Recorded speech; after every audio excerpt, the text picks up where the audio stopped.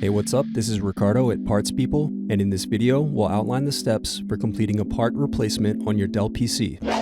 Visit our website and use this coupon for a 5% off discount.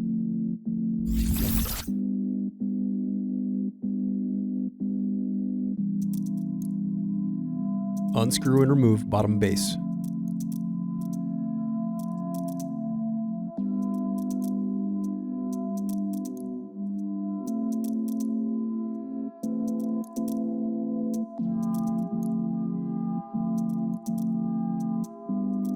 Now unscrew and disconnect battery.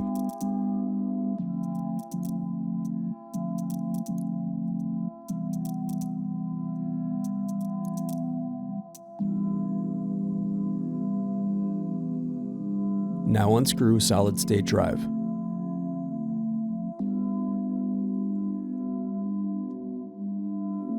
Thanks for watching. Don't forget to like and subscribe if you enjoyed this video.